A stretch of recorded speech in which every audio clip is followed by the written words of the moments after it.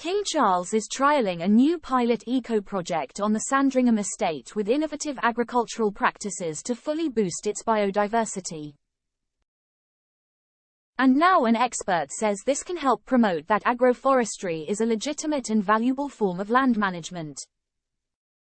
Sandringham Estate, located in Norfolk, has been privately owned by the royal family since 1862. With Sandringham House being the beloved private country home of the late Queen Elizabeth II. It's where the royal family traditionally spend Christmas and New Year every year. King Charles took over the running of the property in 2017 from his late father, Prince Philip. Click here to join our WhatsApp community to be the first to receive news about the royal family. At the time, only 10% of the farm was run organically, with Charles pledging to convert it into a fully organic operation.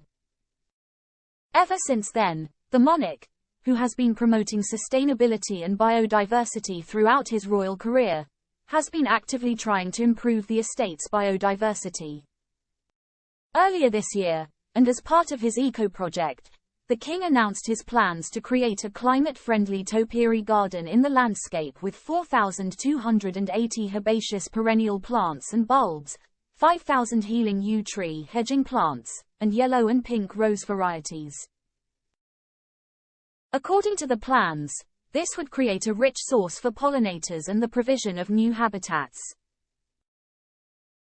The project, which is fully funded by Sandringham Estate, has started to grow fruit and nut trees in strips among arable crops. When the trees have grown, the estate plans on grazing livestock on the whole field, which means, in the summer months, they will benefit from the shade of the trees. Agroforestry can create new habitats in fields which sometimes have little space for biodiversity and therefore boost it. Farmer Stephen Briggs, who has been farming organically for more than 2 decades, is in charge of the agroforestry practices on the site, which has been running as an organic enterprise since the king took over. Speaking to the BBC's Farming Today podcast, Briggs hailed the project as he explained how the system takes full advantage of the natural bounty of the autumn fruit and nut harvest.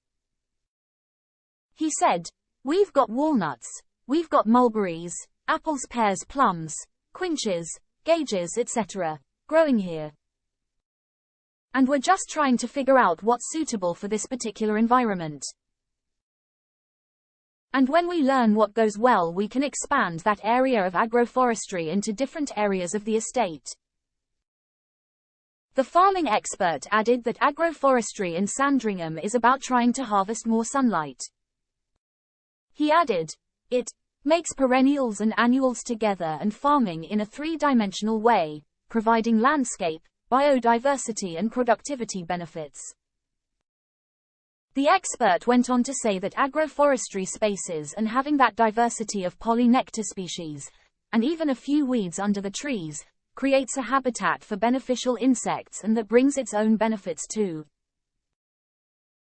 He stated that agroforestry can help us figure out which ones are the right fields and the right landscapes and the right trees in those landscapes to provide not only the biodiversity landscape benefits, and resilience from heat and cold, but also productivity benefits when it comes to farming.